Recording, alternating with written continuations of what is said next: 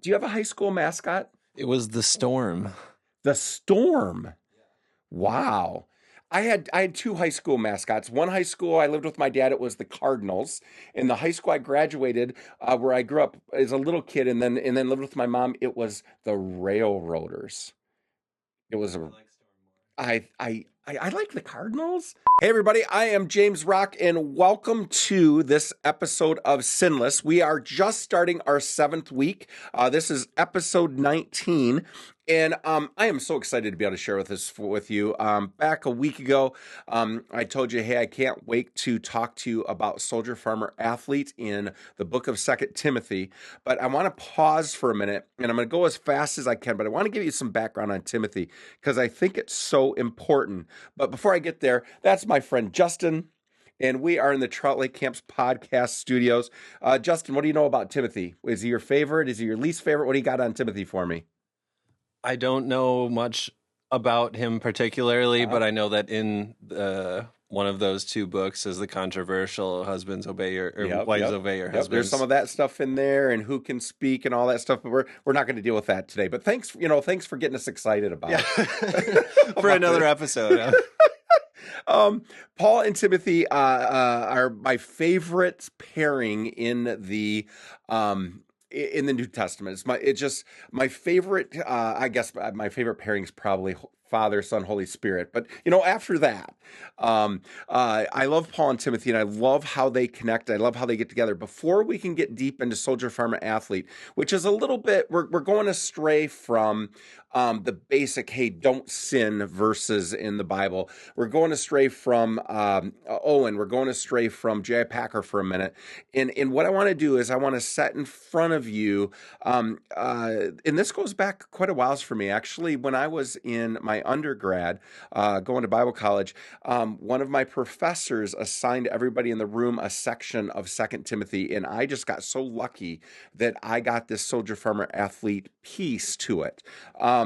But before we break into that, what I want to do is go backwards a little bit. I want to look at Philippians 2, 19 to 24.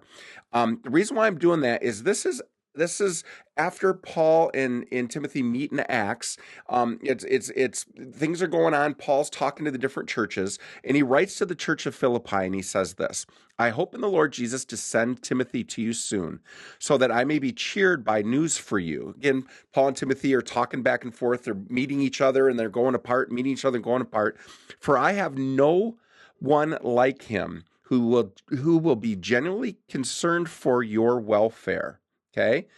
For they seek their own interests, not those of Jesus Christ. But as you know, Timothy's proven worth, how as a son with his father he has served me in the gospel. I hope therefore to send him just as soon as I see how it will go with me. And I trust in the Lord that shortly I myself will come also. So Paul's got this guy who's helping him out.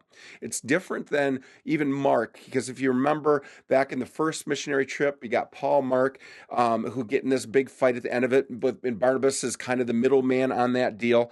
And you've got in the second missionary trip, Mark is gone elsewhere. Paul's kind of going off on his own. He's looking for some help, which we're going to get to in a minute, and he connects somehow with Timothy. And so I want to show you that first meeting here in Acts 16, but hold on for a second, because I'm not entirely convinced this is the first meeting, but we'll get back to that point. So Acts 16, 1 through 5. Paul came also to Derbe, then to Lystra. So he's in Derbe, then he moved to Lystra, okay? A disciple was there named Timothy, okay? A son of a Jewish woman who was a believer, but his father was a Greek. He was well spoken by the brothers of Lystra and Iconium, okay? So Paul comes to this church, and we're going to get back to it in a minute, why it's crazy that Paul goes to Lystra, okay? It doesn't make any sense. On his second journey, it's like his first stop, okay? Paul wanted Timothy to accompany him. I'm back into the scripture. Paul wanted Timothy to accompany him, and he took him and circumcised him because the Jews who were in those places, for they knew his father was a Greek, okay? As they went on through the cities, they delivered to them for observance the decisions that had been reached by the apostles and the elders who were in Jerusalem. So the churches were strengthened by in the faith, and they were increased in numbers daily. I apologize. I usually read this section out of the NIV when I'm talking to kids about it at camp. But here's the deal. Timothy's in an interesting situation. Paul comes to town, he comes to Lystra, and he's looking for somebody to help him out. The people in the church say, man, Timothy's your guy. Okay. And he looks at Timothy and he hears the background and he knows that one, his father is Greek and his mom is Jewish. Okay. Again, back in those days, not the way you wanted to do it. You wanted Jewish people married to Jewish people, but for whatever reason, Timothy's parents, it didn't work out that way. So Timothy has an issue when it comes to be a leader in the church, in that he's kind of got this mixed background. And so at the time, I've got some friends that have taught me he would have been called a Mauser. He would have been less than kind of the people that he's connecting with. He would have probably had to sit in the secondary section of church. He would have probably had to interact differently. He may not have been invited to all the best marriages, the big parties. He may not have been invited to all the right things. He may have affected his friendships and things like that. Yet Paul comes and he looks at the church and they're like, but this guy's got it. And Paul's like, man, we got to circumcise him or else I'm going to get rocks thrown at my head, or we'll get rocks thrown at our heads. It's an important point just to understand. The thing about Timothy is that, man, he doesn't walk into a room and people go, oh man. He walks into a room and people go, oh, that's that Timothy guy. Like him, but man, he's got an interesting background. And can you even imagine? Paul comes to town and says, hey, why don't you join me on this missionary journey? It's my second one. This will be great. But by the way, you got to get circumcised. Is that how you would join a band, Justin? I would hesitate. You would hesitate? I would hesitate. I like that. And so you got to think Timothy's got some issues. Now, later on, we'll learn that Timothy is mild-mannered. He might have some stomach issues, like Paul has some stomach issues. He's not necessarily this big go-getter. But again, if you remember, Paul says, man, I've got nobody else like him who takes genuine care for you, who has this huge heart for people, but he's got these other things going on. So I want to back up again. I said, that's Paul kind of saying, okay, Timothy, you come with me. I want to stop and look at Lystra and go back to the first missionary journey. Actually, before that, do you have a high school mascot? It was the Storm. The Storm. Wow. I had two high school mascots. One high school I lived with my dad, it was the Cardinals. In the high school I graduated, where I grew up as a little kid and then lived with my mom, it was the Railroaders. It was I like the Cardinals. I mean, it's kind of a bad looking bird. He looks like he could take care of They have himself. like the black kind of like Yep. angry eyebrow. Yeah, the angry eyebrows. Yeah. But railroaders, I don't think they were causing a lot of fear in the land. Yeah. Back in the day, you wouldn't want to get in a fight with a railroader, but that's probably the end of the intimidation. Yep. And sorry about that cough there.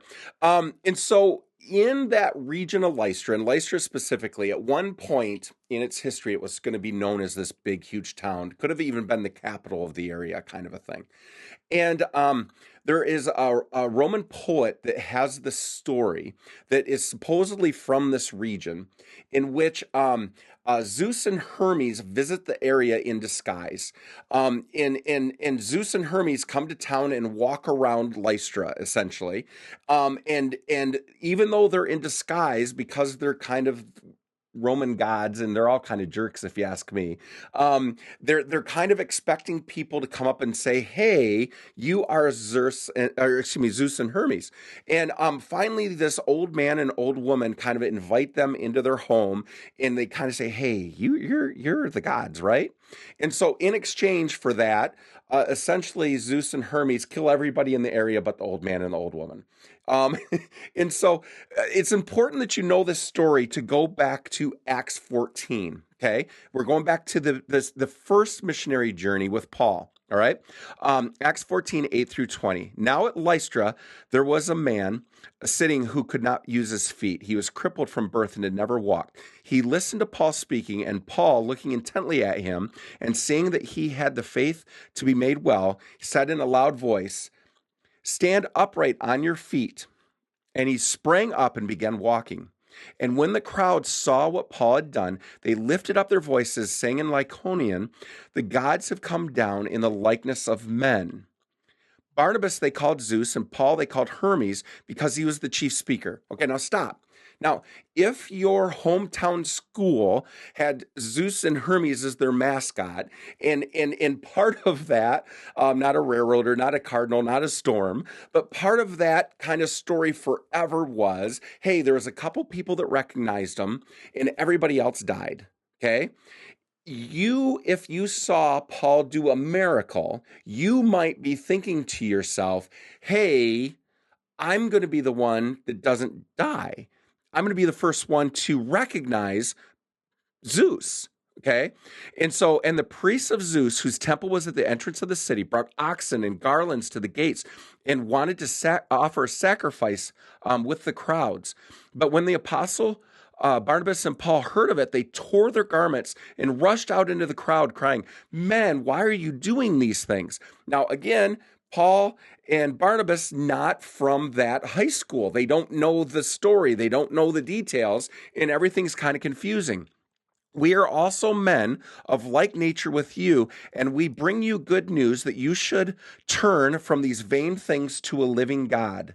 Okay, a couple verses later, even with these words, they scarcely restrained the people from offering sacrifice to them. Okay.